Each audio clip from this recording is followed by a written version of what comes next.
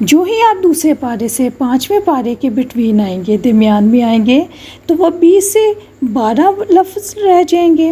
چھٹے پارے سے 28ویں پارے کے درمیان صرف 6 لفظ آپ کو ایک صفحے پر نئے ملیں گے، نیو ملیں گے، اور وہ اتنی دفعہ پڑھے جاتے ہیں، 6 لفظ کے آپ کو یاد بھی ہو جاتے ہیں۔ سبحان اللہ، سبحان اللہ۔ دیکھیے اللہ تعالیٰ کہتا ہے نا کہ میری طرف 1 قدم آؤ، میں تو 10 قدم آتا ہوں۔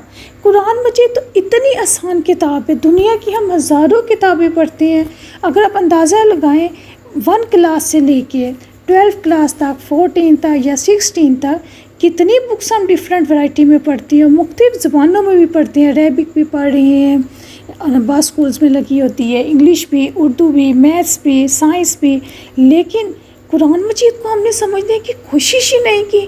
قرآن مجید میں اللہ نے اتنی آسانی رکھی ہے، لیکن بس ضرورت اس بات کی ہے کہ ہم آؤس پڑھ کے اللہ شیطان سے پناہ مانگ کے اس کتاب کی طرف آئیں تو صحیح، انشاءاللہ تعالیٰ اللہ تعالیٰ خود ہی ہمارا سینہ کھول دیں گے۔ اس کے بعد 29واں اور 30واں پارہ پر ہر صفحے پر تقریباً 12 لفظ نئے ملتے ہیں۔ تو یہ فگر اس طرح بڑھتا ہے۔ شروع میں آپ کو تھوڑا سا مشکل لگے گی، جو ہی آپ دوسرے پارے سے کراس کریں گے تو قرآن بالکل آسان سموتھ ہوتا جاتا ہے۔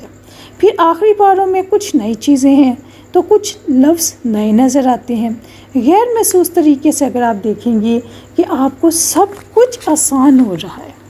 مجھے تو لگتا ہے کہ اللہ تعالیٰ نے اس کلام کے کیمسٹری کے اوپر اور سائنٹیفکلی بیسس پر فٹ کیا ہوا ہے کہ ہر چیز اپنی جگہ پر آتی ہے۔ آج جب سے کمپیوٹر ایجاد ہوا ہے، آپ کو لوگوں نے بتایا ہے کہ قرآن میں لفظ شیطان جتنی دفعہ آیا ہے اتنی دفعہ ملک بھی آیا ہے، جتنی دفعہ دنیا کا لفظ آیا ہے، لفظ دنیا، اتنی دفعہ آخرت بھی ہے۔ تو یہ بھی میریکل تو ہوا نا، معجزہ تو ہوا نا۔ لیکن یہ ذہن میں رکھیں کہ ہمیں کرنا کتنا کام ہے۔ ہر دن 10 سے 12 لفظ ترجمے کے ساتھ ہم شروع میں یاد کرتے ہیں تو ہم کہتے ہیں کہ وقت نہیں ملتا، اور دوسرا ہم کہتے ہیں محنت نہیں کر سکتے، عادت نہیں ہے، میموری نہیں ہے، پڑھے لکھے نہیں ہیں۔ نہ مسئلہ وقت کا ہے، نہ مسئلہ ہماری محنت کا ہے، مسئلہ ہماری سوچ کا ہے۔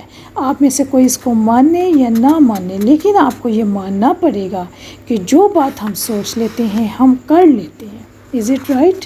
ہمیں کوئی نہیں روکتا، کوئی ہمیں دنیا کا روک ہی نہیں سکتا، کسی کام سے کوئی ہمیں نہیں روک سکتا۔ نیند آئی ہوئی ہے تو بندہ کانٹوں پر بھی سو جاتا ہے، کوئی جگانا چاہے تو اس کو جگا نہیں سکتا، اور اگر کوئی اٹھنا چاہے تو کوئی اس کو روک نہیں سکتا۔